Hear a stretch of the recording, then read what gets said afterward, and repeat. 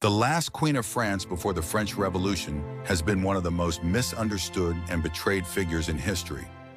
Marie Antoinette has been depicted as a symbol of extravagance and indifference.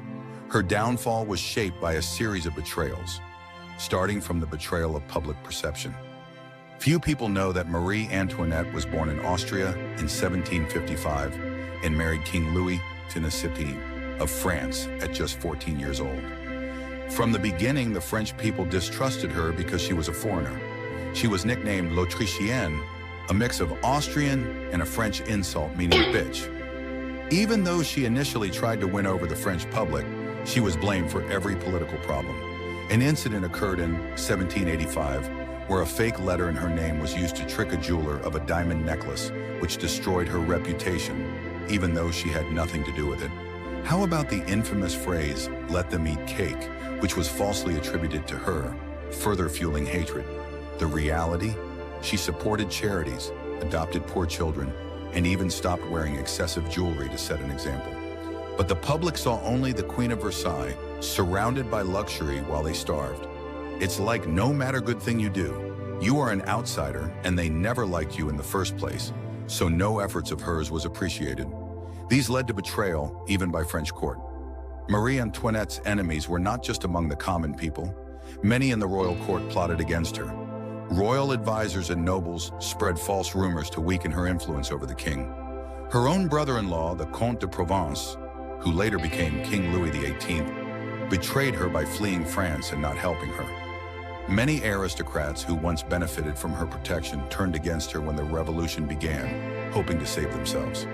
Despite this, Marie Antoinette remained loyal to her husband and children, refusing to abandon them even when escape was possible.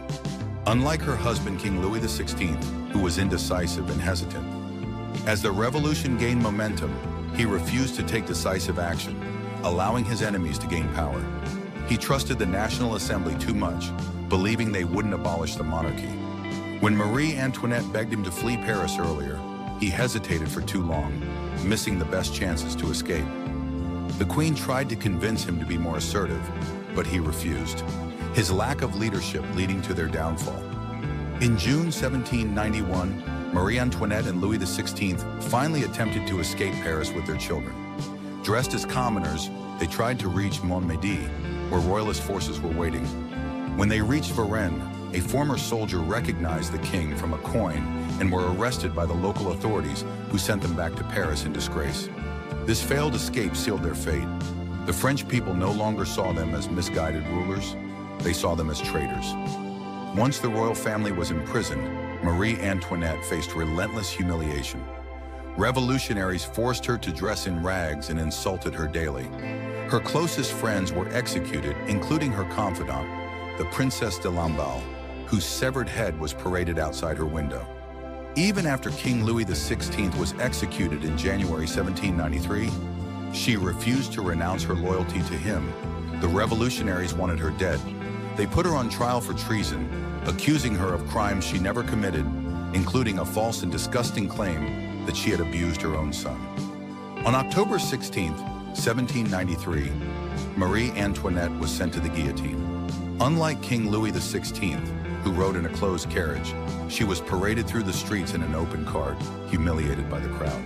She remained composed, even apologizing to the executioner when she accidentally stepped on his foot while climbing the scaffold to be executed by guillotine in 1793. "Pardon me, sir, I meant not to do harm." These would eventually be her last words. As the blade fell, her once loyal subjects cheered her death.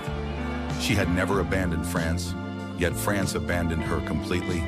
Despite her tragic fate, her dignity in death made her a legend. As one saying goes, don't judge a book by the cover. Please subscribe to get more of these plots and never miss any of them.